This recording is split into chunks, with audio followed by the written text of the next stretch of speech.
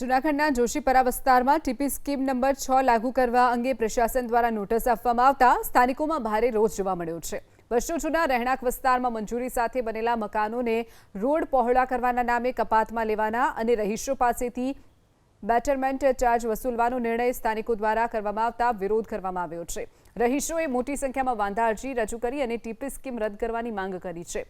સ્થાનિકોનું કહેવું છે કે વિસ્તારમાં હાલ રોડ રસ્તા પૂરતા પહોળા છે અને ટ્રાફિકની કોઈ ગંભીર સમસ્યા નથી। તેમ છતાં સ્કીમ લાગુ કરવાથી વર્ષો જૂના મકાનોને નુકસાન થવાની ભીતિ વ્યક્ત કરાઈ છે।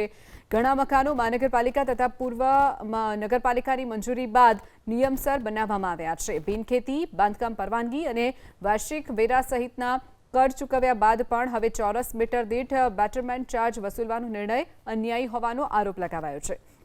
તો અધિકારીઓએ રજૂઆતોને ઉપલી કક્ષાએ મોકલી 1 મહિનામાં યોગ્ય નિકાલ લાવવાની ખાતરી આપી છે। જો કે રહીશોએ સ્પષ્ટ ચીમકી ઉચ્ચારી છે કે જો તેમની માંગણીઓને ધ્યાનમાં લેવામાં નહીં આવે અને ટીપી સ્કીમનો નિર્ણય પરત નહીં ખેંચાય તો સમગ્ર જોશીપરા વિસ્તારના લોકોને સાથે રાખીને ઉગ્ર આંદોલન કરવામાં આવશે। રસ્તા પહોળા કરવામાં આવે તો ત્યાં અસંખ્ય મકાનો ડેમેજ થાય એમ છે।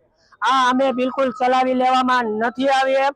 આવનાર સમયમાં જો રોડ રસ્તા પહોળા કરવાની વાત કરશે તો અમે ઉગ્ર જોશીપરા આખું ઉગ્ર આંદોલન તરફ અમે આગળ વધીશું। અમારી ભૂપેન્દ્રભાઈની સરકારને ઘરનું ઘર બનાવી દેવા માંગે છે ત્યારે અહીંના ટીપીઓ દ્વારા અને જુડા દ્વારા ત્યાં રોડ રસ્તા પહોળા કરીને શું બુલેટ પ્રૂફ ટ્રેન દોડાવવા માંગે છે। અમારે ટીપી રોડ નથી જોઈતો ને નથી જોઈતો। રાજ્ય સરકારને પણ રજૂઆત કરી છે, ટીપી અધિકારીને પણ રજૂઆત કરી છે, લાગતા વળગતા તમામ શાખાઓને અમે રજૂઆત કરી છે કે આ વોર્ડ નંબર 6 માં જે જોશીપરા વિસ્તારમાં રહેણાંક વિસ્તારમાં જે ટીપીની અમલવારી કરે છે એની સામે અમને સખત વાંધો છે। નવું જે બિન ખેતી થાય અને નવી બિન ખેતીમાં એને ટીપીની અમલવારી કરે એમને વાંધો નથી, પણ જે રહેણાંક વિસ્તારમાં બેટરમેન્ટના ચાર્જના નામે ઉઘરાણા અને રસ્તાઓ કાપી અને જે નાના માણસોના મકાન કપાય એની સામે અમને સખત વિરોધ છે। ટીપી સ્કીમ આવે તો નુકસાનની તો કોઈ ભરપાઈ થઈ શકે એમ છે જ નહીં, એટલે એનો કોઈ આંકડો છે જ નહીં। હર કોઈ માણસ છે એને ટીપી સ્કીમની નુકસાન આવે જ છે, એને કદાચ નોટિસ આવે કે ના આવે અને નુકસાની એટલી આવે છે કે એ મકાન વિનાનો થઈ જાય। જે એને મરણ મૂળી મકાનમાં વાપરી હોય એ પાછું મકાન બનાવી ના શકે।